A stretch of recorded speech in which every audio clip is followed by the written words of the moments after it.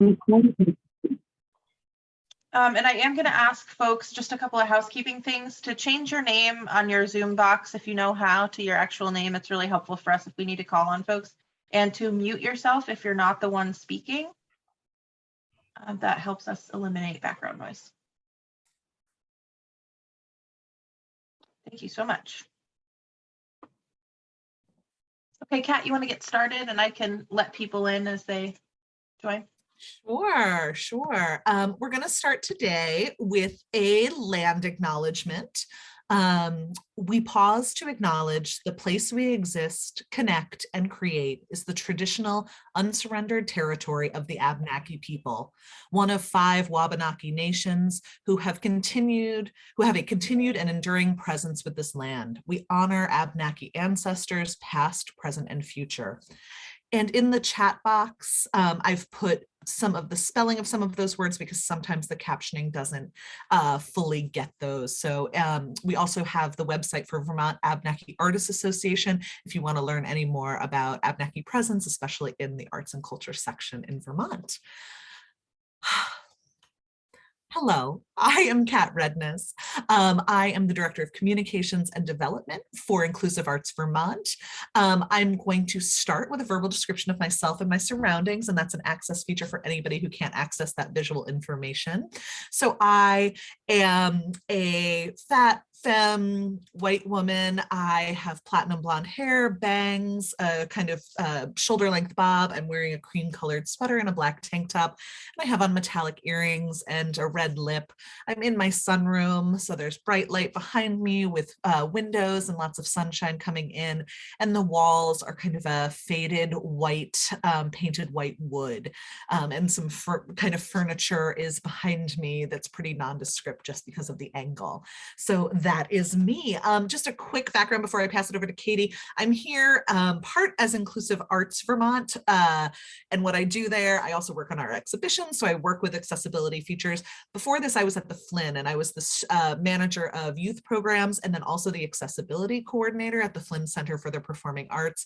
I also have a background in teaching at alternative school programs for young people who have emotional, behavioral, developmental, and psychological needs that need to be met in those settings. And I have my master's degree in education. So just a framework of why I'm here today and why I'm one of the people speaking to you today. And I'll hand it over to Katie. Thanks, Kat. Welcome back, everyone, and welcome to our new folks. My name is Katie Miller, and I am the Executive Director at Inclusive Arts Vermont. I am a very pale-skinned woman in her mid-30s with big black glasses and pink headphones hanging down.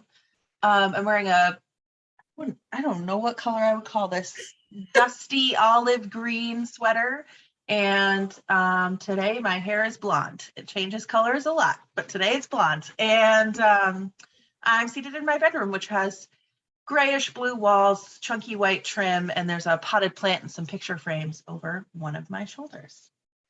I'm going to start with some of our typical announcements for all of you. And the very first reminder is that we are humans first, and everything else comes after that. So just a reminder to take bio breaks if you need them, if you need to be joined by people, big or small, animals, you need to turn your camera on and off, you need to get up and move around, do whatever it is you need to do to take care of yourself today. We highly encourage that.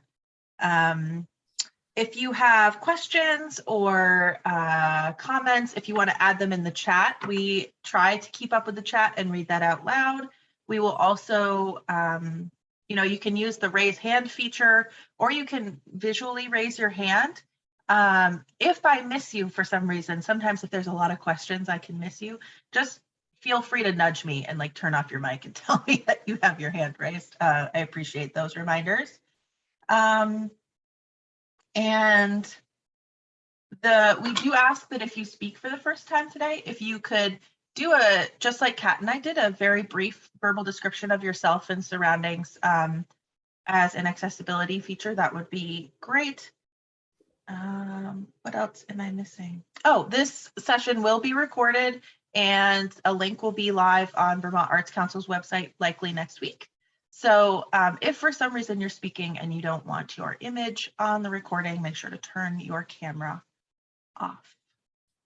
Okay, I am gonna turn it over to Kat now. So this session is on sensory needs in a digital space. We're going to talk broadly about that.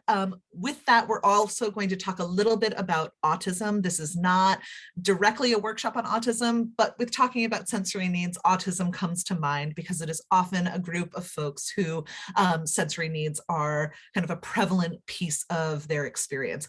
I also want to preface this, I am not autistic. I am not autistic. I have worked with autistic folks. Katie, is this okay if I disclose this while we're on here, just to give? Oh yeah, I can describe too. Yeah. I'm also not an autistic person, but I've talked about this in other trainings before. I am the mom to a very awesome autistic, almost 5-year-old. So I have that lived experience through her, but neither Kat and I have lived experience as actual autistic people. And before we give you any information, we just want to say that when you can get the information from people with that lived experience, that's the number one source. And we're going to share some links with you today where you can get just that. Yep. So, and also, as we're saying that, sensory needs are something we all have. Everyone experiences the world in a sensory capacity. Everyone has sensitivities to certain sensory inputs. Everybody has their favorite sensory experiences. People talk about love languages, people talk about that. Like all of those are connected to, the sense of touch, the sense of smell, all of those, they're part of our daily lives. Some folks have stronger sensory input and some folks, there's certain senses that they can't access, but every one of us has sensory needs and sensory sensitivities. There are folks who are sensory seekers who want to immerse themselves in as much. You go in their home, there's incense, there's candles, there's soft blankets, there's everything like that. And then you have folks that is a really overwhelming experience. You'll see folks that are asking in events for there to be scent-free spaces, and because that can be a really intense sensory input for folks. Scent is not something that we have to worry about in a digital space, but visual input, sound input, there's a lot of that coming in, and it can be very overwhelming in a sensory space.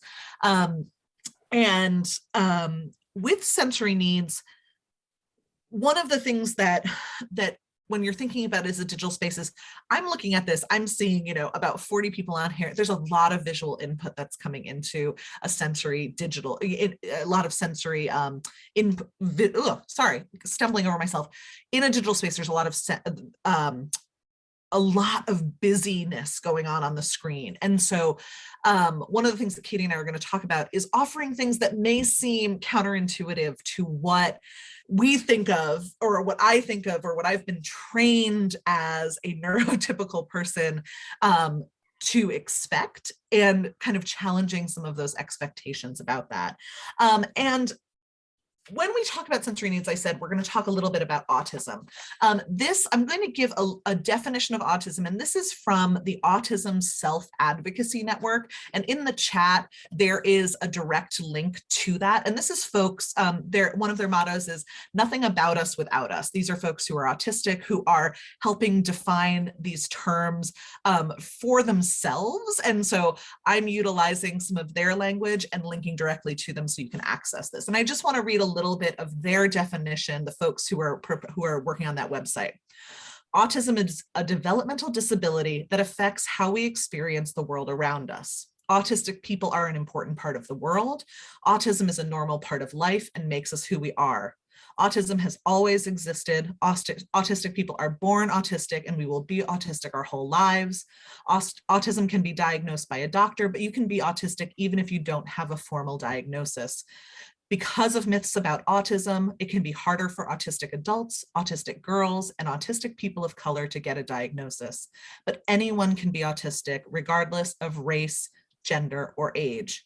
Autistic people are in every community. We have always been. Autistic people are people of color, are immigrants, are part of every religion, every income level, and every age group. They are women, They are queer, they are trans, they are often many of these things at once. The communities that they are a part of and the ways they are treated shape what autism is like for them. And there is no one way to be autistic. Some autistic people can speak, some people need to communicate in other ways. Some autistic people also have intellectual disabilities, and some autistic people don't. Some autistic people need a lot of help for their day-to-day lives, and some people only need a little bit of help. All of these people are autistic because there is no wrong or right way to be autistic. All of us experience autism differently, but we all contribute to the world in meaningful ways, and we deserve understanding and acceptance. I love that definition because it shows one of the things that we always say is if you've met one person with autism, you've met one person with autism. It's called a spectrum for a reason. We're going to talk a little bit about it's actually broader than a spectrum. It's kind of this amorphous cloud of experience. Some of the commonalities of autism, and again, this is from this definition and that's linked in the chat. We think differently. Some of the common things that you might see for autistic people: strong interests, great problem solvers, attention to detail. There might be some trouble with executive functioning, figuring out how to start or finish a task. Routines can often be very important. There can be overwhelm when if there's an unexpected change or a change in routine, which can make it hard to process thoughts, feelings, and maybe even have a more reactive body experience in that. We process senses differently. So we were talking about sensory experience. They might be extra sensitive to bright lights or sounds, might have trouble understanding what sensory input is telling folks. They may move differently. There may be fine motor skills or communication challenges. It can feel like there's a mind-body disconnect. They communicate differently. So sometimes there may be echolalia, which is repeating things or scripting. Some folks may use augmented communication devices. So some folks might be using an iPad or using different images to communicate their needs. So there's a variety of different things, a letter board, and some people may also be communicating with behavior and body language. Autistic folks socialize differently often. They may not understand or follow common social rules. They might be more direct than neurotypical folks. They might just say exactly what's on their mind. They might not be able to guess how people feel, and they might just need people to tell folks how they're feeling so they don't have that guesswork. And there might be, again, we said, that help with daily living. So some folks can live totally independently. One thing that we really talk about is there often is a demonizing of interdependence in our world. Help and assistance and working together to make sure people have whole and full lives is something that we really support. And so that's kind of just a really broad overview of autism. Yeah, Katie, any thoughts, anything you'd like to add to that? Yeah, I would just like to share that graphic really quick, if that's okay. Absolutely. So we kind of just get a quick show of hands for those who are on video. How many folks here have heard of the autism spectrum? Okay, everybody, great. So I have a graphic here that I'm going to show you, and I will verbally describe, assuming I can successfully share my screen, which, there we go. Okay, so this graphic is a white rectangle divided in the center by a black line. And on the left-hand side in black font, it says what people think the autism spectrum looks like. And it's a horizontal bar that's filled with a rainbow gradient from green to red. And on the left-hand side, it says less autistic. And on the right-hand side, it says more autistic. On the right-hand side of this graphic, the top says what it can actually look like. And then there's a circular graphic that's also like a rainbow, broken up into different sections, much like you slice a pie. And each slice is a different color. And they say language, motor skills, sensory, perception, and executive functioning. And this is really to drive that point home that just because you've met one person with autism, all that means is you've met one person with autism. Autistic people are people, right? So where one person might have strong skills in one area, some person might need assistance in that area, and vice versa all over the map. And the sensory processing works the same way. So for each of the sensory areas, you can have someone who is a seeker or an avoider. So for example, I use my own kiddo as an example. She is an auditory avoider. So loud sounds, and it's not even loud sounds, it's like particular sounds are really upsetting for her. She carries around big headphones and wears those. She is a visual seeker to the nines. Like she'll take a flashlight and shine it right in her eyes, when with her visual disabilities, she's extremely light sensitive and has something photophobia. So it's not always logical. It doesn't always, at least to us neurotypical people, it's not something where it needs to make sense. It's just things that she seeks out or avoids. Okay. Yeah, and then I just want to add two quick things. One is what I love about that graphic that Katie just showed is it moves away from this idea of creating a hierarchy of the autism experience of more or less, or often you'll hear the words like severe autism versus, and or higher low functioning is often exactly. And well. So there's a move away from that. And part of that is because what it really is ableist ideas, is that when somebody's described as lower functioning or somebody's described as less severe or more severe, it's that ableist idea that there are certain ways that you should function in society, and the further away from that you are, the more disabled you are. And so what I like about that graph is taking away from this idea of the spectrum of you're here or you're here, and you're saying you're in this place where these are different pieces of your autism. You'll also notice Katie and I are using the phrase a person who, or we're using the phrase an autistic person, or we talk a lot about language use in disability. In the autism community, there is more of a default these days to identity first language, which means defining yourself with autism as the forefront of your identity. So I'm autistic, or I'm an autistic person, instead of I'm a person with autism. And I'm not going to go a ton into that. If you go to the Autism Self-Advocacy Network, they talk a lot about language use, but just to explain why we're using that when we may have been using person first language in other workshops. So just in case you want to read more on that. So now we're going to take what we've just talked about and we're going to apply it to practices in a visual space. So Katie's already modeled a lot of this. And so one is making space. Katie did the human first announcements, offering more than one way to participate. And so I'm a very verbal person. I'm a uber extrovert. Any test I take, I'm like all the way on the extrovert cycle. So I can be one of those people. Anytime there's a question in a space, whether it's in person or it's virtual, I'm like the first one to chime in and be like, oh, I have 75 thoughts on that, and let me talk for 25 minutes on that.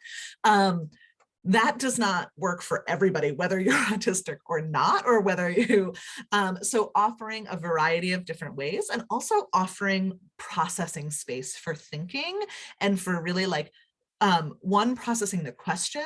Often if there's a question directed to the group, doing it both verbally, but then also putting it in the chat, so that if somebody's in the process of, maybe they're processing something that was said before, they missed the question or they didn't hear the question fully, having it in the chat so it can be revisited as they're developing their thoughts on it can be really helpful. So both offering prompts and offering questions in multiple ways, and then doing that same thing for how folks might want to respond. Speaking like this in front of a group can be really intimidating for a lot of folks. It can also just not be the way the person feels most comfortable expressing themselves. And so offering a different way, even something as, hey, give us one word, or, put one word in the chat, or show us something, show us a gesture that shows how you're feeling about this, or you're responding to this. So making sure that all forms of communication are welcomed.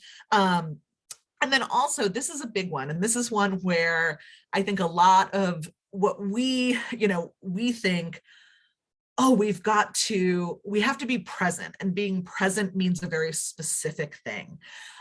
It can often mean being seen by the other people. As you'll see, there are tons of people here who have their cameras off, and we encourage that if that's what feels most comfortable. And I think the offering cameras to be off can feel counterintuitive, especially as we're struggling to connect over digital spaces, but it can be really important because somebody having their camera off could make that a much safer, braver space for them to be in.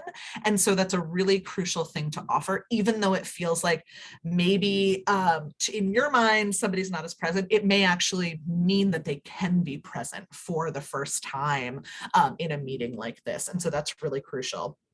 Also, we have so much of this, like, you must sit and attend, like, be there. Somebody may need to move around, they may need to stretch, they may need to take space. It could have to do with like being close to the computer. There might be too much sound, the light of the computer or the way the light comes off the computer could be really intense for them. They might just need to move. Moving around and moving their body might help them process that information and have that come in. Taking breaks is really encouraged. I know my brain is functioning differently, especially in the pandemic. So sometimes the amount of time that I can dedicate to something, but giving time and space and breaks, and that can be, have them planned in, but then also if you're noticing that there's a shift in energy, maybe offering them and encouraging people like Katie did, at any point, take a break if you need them. And so really encouraging that. And I mentioned this before, chat box, utilize that chat box because some folks may just want to put their ideas in there. And then this is a big thing. We talked about routine can be really important, and also changes can be really difficult for a lot of folks who are on the autism spectrum, who are autistic. So if you have an agenda, as much as you can, sticking to it and not making any grand shifts from that, or really going through like the intention of why, okay, we're going to add this. I'm going to want to give everybody a minute to regroup with this, and really understanding that that shift could really throw somebody off in that space. And then this is something that you might hear this in every single thing that we do in this series, which is the question mark symbol for access. So on anything you're doing, having that idea that there is an access symbol on your marketing materials, on the way you're promoting things, on a website, so that folks know that you are willing to make accommodations, that you have accessibility practices and knowledge, and that there is a key point person for somebody to reach out to if they have needs that they want met in the meeting. And so if you're putting out marketing materials and you can, okay, here's who you would contact for accessibility requests. And that could be as simple as, hey, I really have, or if you're doing any sort of like registration form, offering a space for folks to add their own needs in so that you can have that ahead of time and be aware of that. And yeah, I think that's where we're at. And we're right at 9:55. Katie, anything to add to those? Not right now. I did put the list of what Kat went through in the chat box, as well as a link to the question mark tip sheet that tells you how to use that question mark symbol. We also talk about that, I think, in the very first training. So if you go back to the links on the Arts Council's page, you can watch that first training and we talk about it there. The one thing I do want to add sort of as a transition is, following up on what Kat said, is that autism and sensory processing disorders of any kind are considered an invisible disability. So that might mean that someone could show up and they could be autistic, or they could have sensory processing needs, and you don't know that looking at people. So my recommendation would be to employ these things from the very beginning. All of these things we're talking about are no cost things to you. They actually help, just like many accessibility features, while these are originally designed with a specific group in mind, they're actually good for a lot of people. And a lot of these things are really great for creating, human-centered environments in the digital space that also help work against, or not work against, but at least minimize Zoom fatigue, which I think all of us are experiencing these days. And these you can use both in a Zoom meeting or in a digital presentation of any kind. So just stuff to keep in mind. All right, I'm going to talk about visual and auditory practices, and then we are going to have a break for questions. So if you have questions, you can either put them in the chat or write it down so you don't forget. Okay, so the first is something I'm doing right now, is to use either an actual microphone or headphones with a mic, or make sure your webcam or computer has a decent enough quality microphone that people can understand you when you're speaking clearly. Maybe if you're presenting, jump on a few minutes ahead of time with other people, test your sound with them. And that is to help make sure that the sound is high quality, and the less tinny it is, the less sort of abrasive it will be on people's ears. So that can really help out. And I found that I like the headphone mic combo because I can hear people better. And in my own environment, it eliminates all of the other background noise, or not at least eliminates, but it dampens it a little bit when I have headphones in so I can hear everybody better. Along the noise dampening thing, on Zoom and many other streaming platforms, there is a background noise dampening feature within the settings of Zoom itself. And if you have Zoom, it's something that comes standard with it, but you do have to turn it on. It can go from low background noise all the way up to high. So things like typing, dogs barking. I live next to a train yard, so sometimes it helps with those trains. Turning that on can help a lot for folks. Visually, choosing a background that is as simple as possible. So if I was going to do this differently, I might actually either turn my chair around so I'm seated against the door next to me, or get rid of like the picture frames and potted plants and stuff. The less sort of clutter you have in the background, the better. Next is announcing a shared system for turn taking or speaking, asking questions, making sure that there's some sort of system. So in the beginning of this training, we said, hey, raise your hand or use the raise hand feature so that you don't have lots of people speaking at once. Because not only does that cut the other people off, but it also, in terms of like, you can't hear everybody at the same time. Zoom and other streaming platforms just don't work that way. It's less confusing for everybody. And just to make that system really clear in the beginning. Giving folks the option to turn off their video if they want. This one is another one of those things where the technology and the accessibility feature is designed with one group specifically in mind, but a lot of people use it, and that's captions. So giving folks the options to turn their sound off entirely, their speakers and everything, and use just the captions if they want. In Zoom and many live streaming platforms, auto captioning is standard now. I will say that if someone makes an accessibility request for captioning, it does not meet the standard of accessibility for that purpose. So if someone requests captioning as an accessibility feature, then you would need to hire a captioner, excuse me, and go that route. But just to have as an option for people, the auto captioning AI feature works pretty well. What's next on my list? Oh, making an announcement if the event, I'm thinking if you're streaming a performance or you're doing some sort of class or whatever, to announce if it will have flashing lights, sudden loud sounds, any big changes in the sensory experience, just announcing that to people in the beginning can be really helpful so that they're prepared for that. And the last thing I'm going to mention is creating movement breaks. Sometimes, like, hello, I have a cat trying to get into my lap. I have two pandemic kittens that love to try to make an appearance every once in a while. Anyway, the movement breaks. So Kat talked about creating breaks. Sometimes you can turn those into movement breaks, or in our longer training sessions for, if anyone's done our Access series for organizations, we would have music breaks where I would play a song and people could get up and move if they want, or just listen to it or not. And you can find ways to make that fun. The recommendation is anything longer than 45 minutes to an hour should have some sort of break in it, even if it's just 2 to 3 minutes, long enough for people to take a breather and step away from the computer. Okay, we just did a lot of talking at you, so I'm going to pause. I'm going to share what's in the chat. I did share the list of the things I just mentioned, as well as I said before, the link to the question mark tip sheet.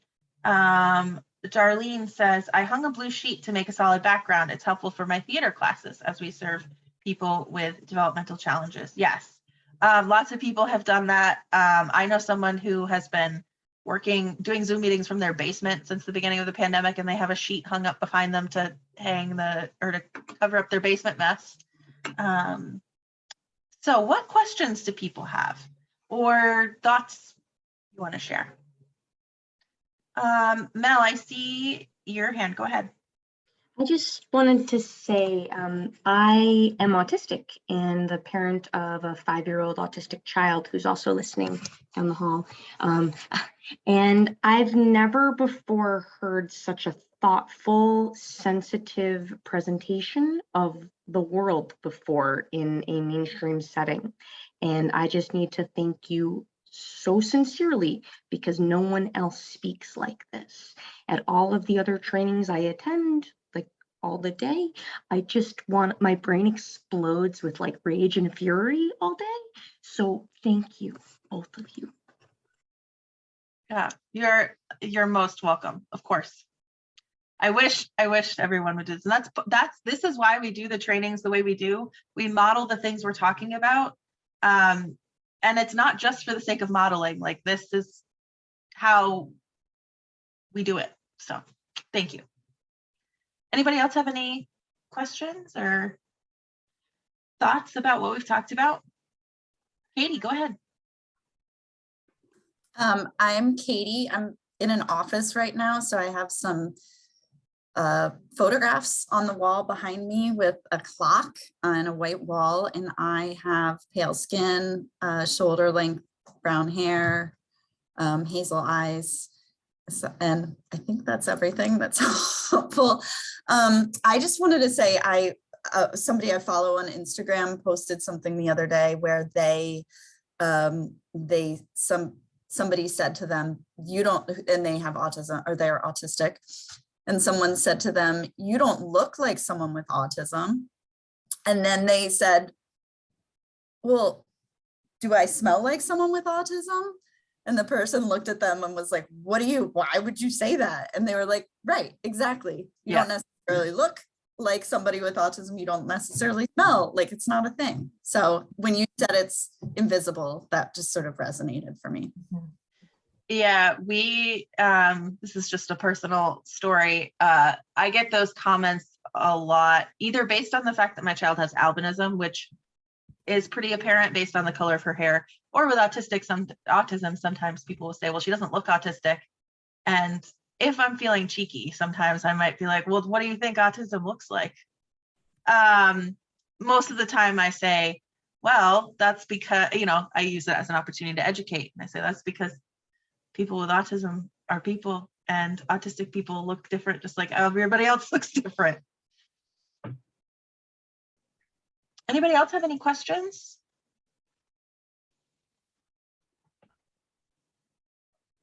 No? Okay, so we're going to move on a little bit and talk about parallels in the physical space. We know these trainings are largely focused on digital accessibility, but so many things of what we've talked about today are directly applicable. And some of the things from the physical space you could definitely implement as well. Like I was thinking of, this is just like a brief side thing before Kat continues, but I was thinking today about some of the sensory things you might have present at a meeting. So say you're doing an in-person meeting or performance and you had fidgets. Like one thing Inclusive Arts Vermont takes everywhere for in-person things is a package of pipe cleaners.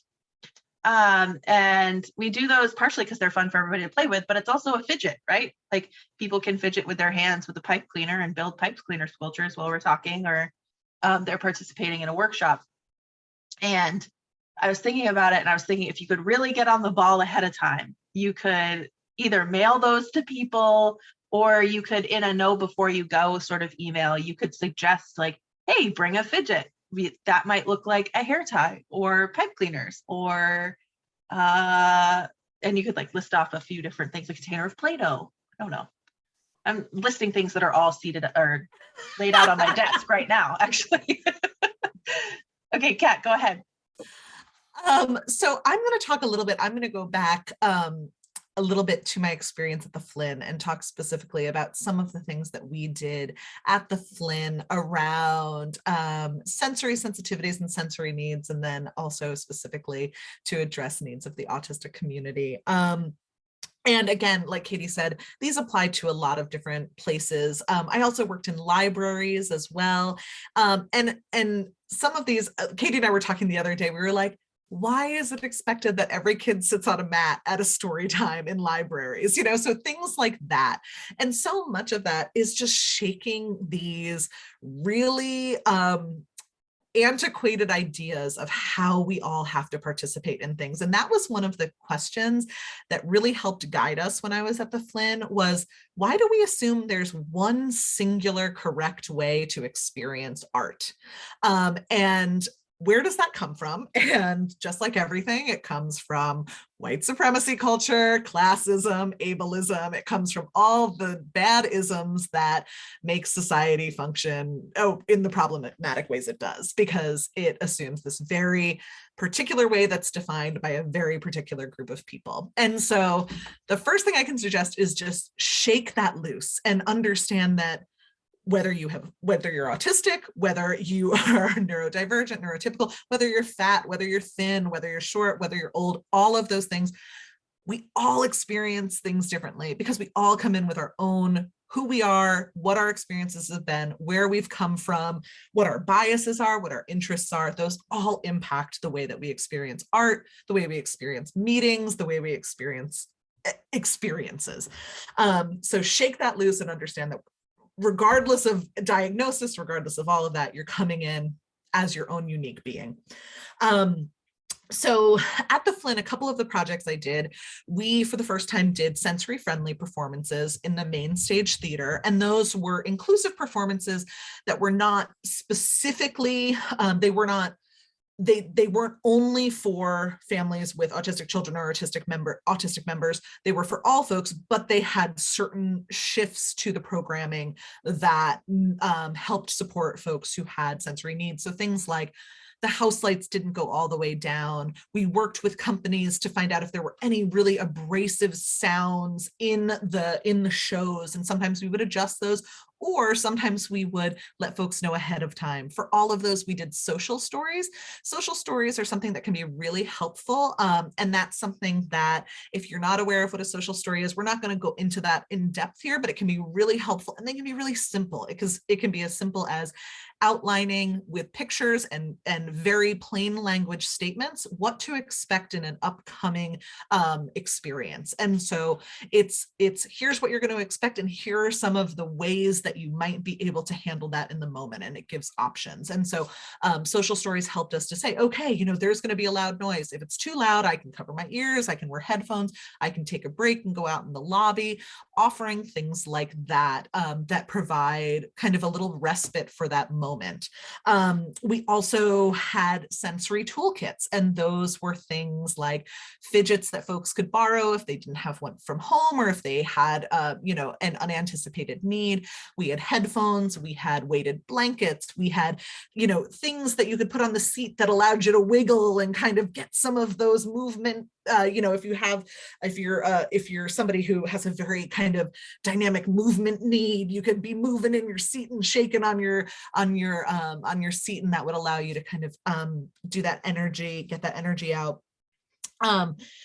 Always at sensory friendly performances, we offered a quiet space or a break room. And that was something that was decently away, but it's not so far away that you were, because the idea of that is to have respite and then ideally to come back into the space if you're able to. And so it was something where you could take a break. It was calm, quiet. There wasn't a lot of sensory input in those rooms, just a place that you could take respite. And that's kind of the idea here that we're modeling, which is feel free to turn your camera off, feel free to get up and move away from the space. So that is something that's modeled in the space. We're just maybe not providing that room, but providing that permission and acceptance of that practice in a digital space. One of the things that we also did, so in those programs, I'm going to talk about this at the end because I think it's the universal piece that I think is one of the biggest pieces. We also did a sensory friendly performance that was specifically designed for children on the autism spectrum. And this was Red Kite Brown Box, and it was in collaboration with Chicago Children's Theater, and it was an interactive sensory experience that all of the performers were trained really specifically to work with autistic children. And the idea was you moved through the space and everything you were able to interact with, to touch, to feel, everything had different sensory, inputs, so sound. And we were working, the maximum number of children who could attend each performance was 12. So it was this really kind of protected environment. It was almost its own. We did a social story, and then you would meet folks in the lobby. There was a lobby experience to get to know people, and then you would go into the performance space. Every child had their own area to sit, and then they were welcomed in. Everything was given a choice. Every time there was an experience that was interactive, the child was given a choice to participate, yes or no. And if they said no one time, it was never like you were out, you were done. You were always offered a choice at every different interval, and there was no judgment of whether you chose to interact or yes or no. And so it was really specifically designed for that. And it was one of the most beautiful experiences I've ever had. Chicago Children's Theater does some their Red Kite programming is all designed for autistic children. So if you want to look into that, that's a really powerful program that they do. One of the biggest things that we did, and this is kind of the example of having that access symbol and a contact person, one of the biggest things that we did was really training anybody who was having direct contact with the public on how to be welcoming, because the input that we had gotten, first of all, before we did this programming, we created like a task force that was working with us that was made up of autistic people and parents of autistic people and special educators and folks who were working in in human services with folks who were autistic, because we knew, again, it was not us. These were not our experiences. We could make assumptions and we could read research, but we wanted to hear directly from folks about what they needed. And as we were doing those programs, we were always asking for feedback about what could we do better? What could change? How was this for you? What would be helpful next time? And I apologize as the sensory experience of my dogs in the background happens, but one of the things that we really did was we worked with our ushers and our box office staff, because they are the folks who were meeting people directly. They were the folks who were welcoming them. And one of the pieces of feedback we got was how unwelcome, especially in this case, parents of autistic children felt in public spaces, and how much fear there was about, if my child behaves in a way that is not seen as typical to folks, how will they react? And will we be looked at negatively? And so one of the things that we really wanted to work with was our ushers. So we talked about, for instance, if a child is vocalizing in a way, how do you support that family? Because that vocalization might be excitement. It might be, I'm really excited about this. I'm responding to what's on stage. And so often things like that are met in ways that can make folks feel shame, feel like they're doing something wrong. And so instead of saying something like, you're disturbing the people around you, hey, just checking in. Can I provide any support? Here are some options we have. We have sensory, we have a sensory box, we have a break space. Great, you're doing okay. You're really excited. Awesome. So glad you're enjoying the show. So changing our language instead of kind of reprimanding, of providing support and providing information in those moments. And I think that kind of frontline welcoming was so crucial and important into making people feel safe in that space and feel welcome and feel like they could be themselves and experience art in that way. And I want to just give a quick anecdote about how one family kind of went through stages with this process. So we had parents and they had an autistic daughter, and they came to Red Kite. That was their first experience. So they came in to this very protected environment that was really geared towards a child who was autistic. And she had a great experience. She felt safe. You know, she read the social story ahead of time. She felt safe. She felt like, okay, now I'm familiar with the space. I know what the Flynn is. I understand how we get there. I understand that the people there are going to be kind to me, that I can take a break if I need it, that there are these supplies. And so she came to Red Kite, and that was in the fall. And then in the winter, we had a sensory friendly performance that was in the large theater. And so her parents said, we're going to try that, you know? And so they read the social story, they came in, they brought, you know, her fidgets and what she needed. They were able to come to the sensory table and experience that. They drew, you know, we had coloring pages out in the lobby, and they were able to color on coloring pages. They went in, she was able to take a break if she needed. Another success. So then, because they had had these two scaffolded events, they said, we think she might want to do a camp at the Flynn. Like, that feels really safe.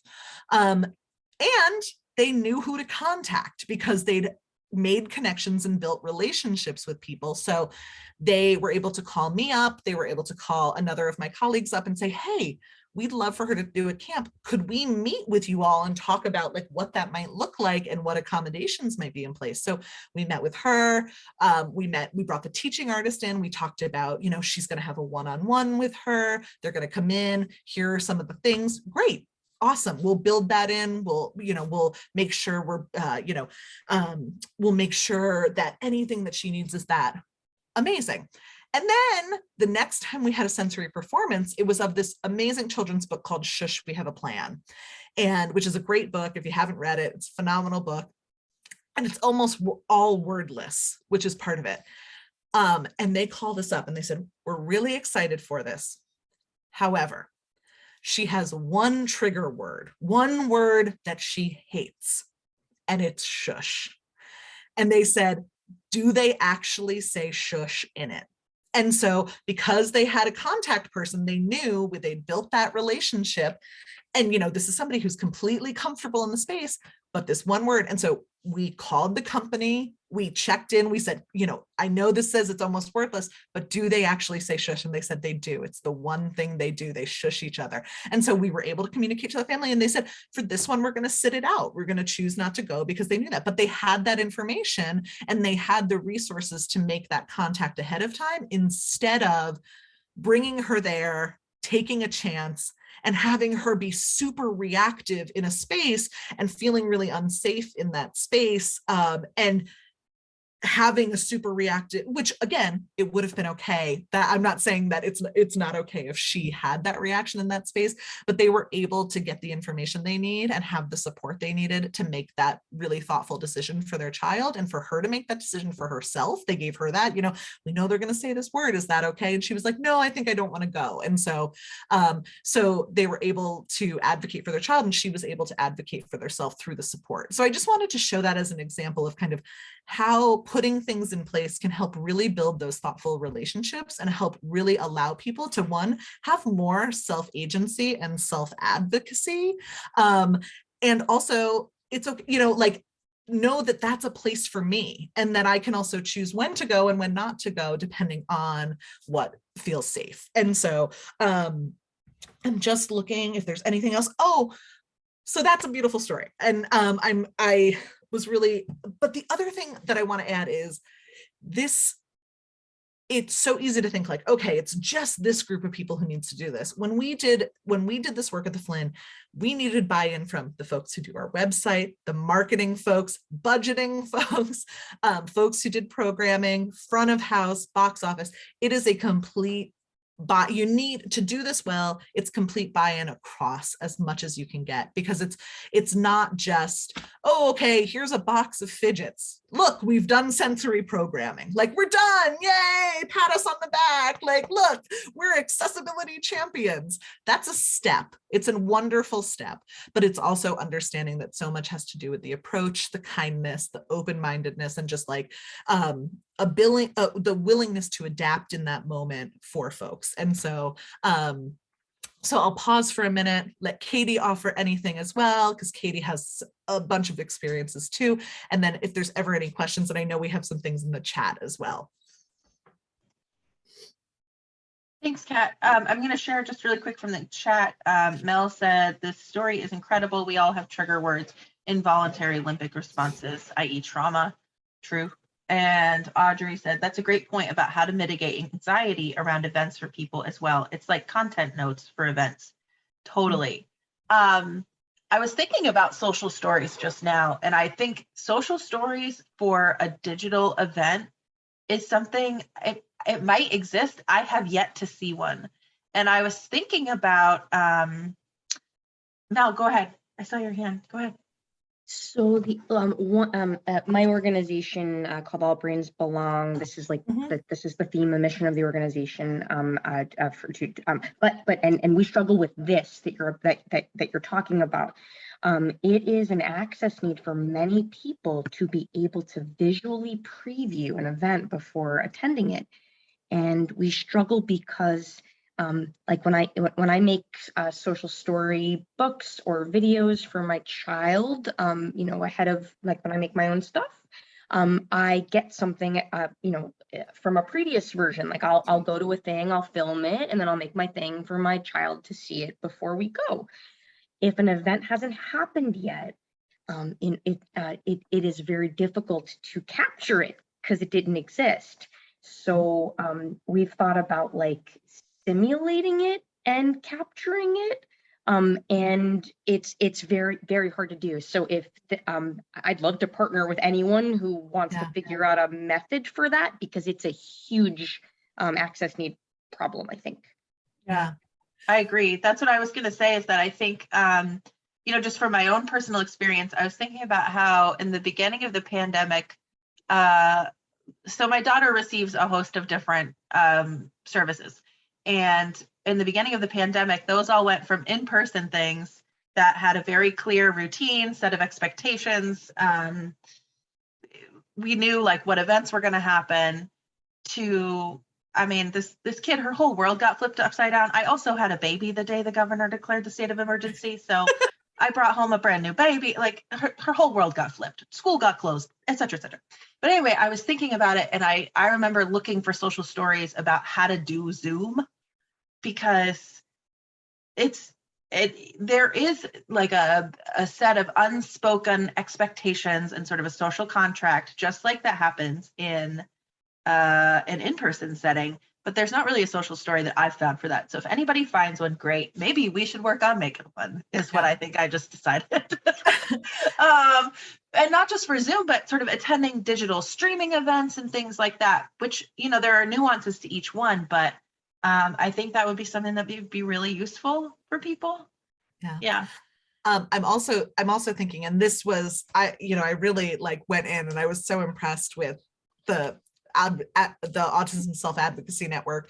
They have a lot of their resources, and I'm thinking about, this isn't exactly a social story, but it's helping folks understand what to expect, is an agenda.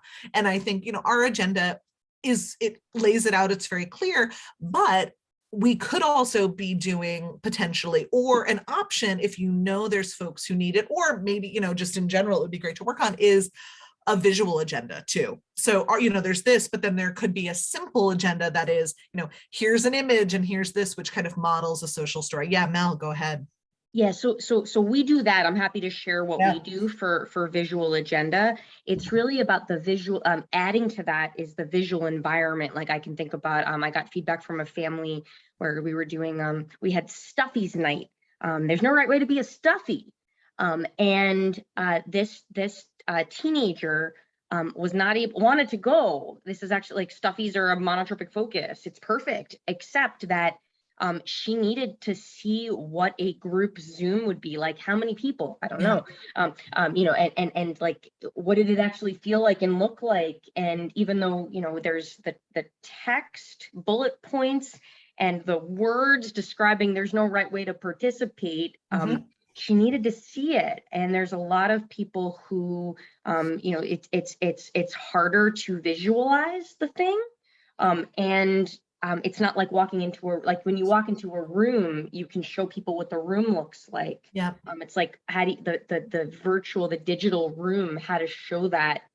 And there's sometimes dysregulation when the version you show people is a mismatch Yeah. from the reality, like, you know, and that's hard. So, Yeah. but anyway, I have lots of sample pictorial agendas that work, especially you know, and they need to be thinking about the issues of visual accessibility that Katie shared earlier about the simplicity of the visual background. Yeah. The pictures also need to be simple, so we use Yep. a lot of cartoon images Mhm. that tend to be more simple, like just less visually complex. Yeah.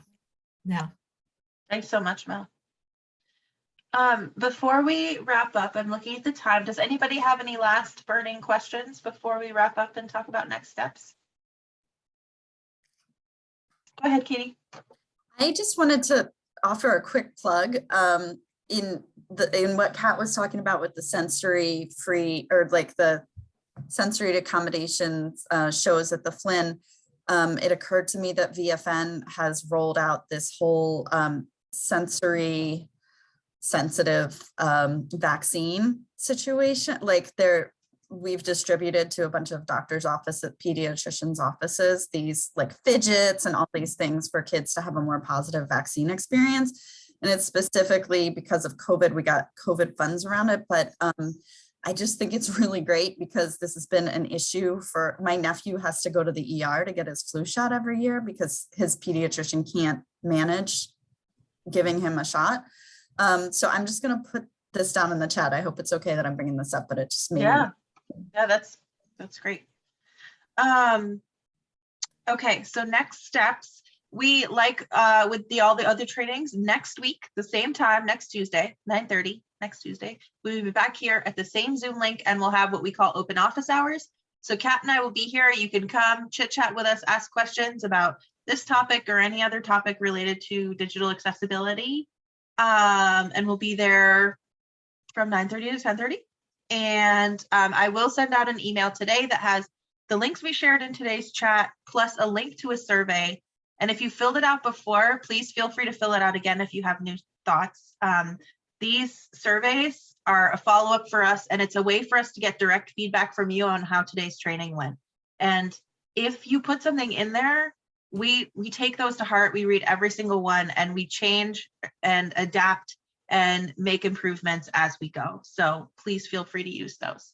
Yeah, I think that's it. Thank you everyone so much for joining today, and for the Arts Council for sponsoring this along with the legislature. And we'll see you next month or next week. Okay, bye everybody.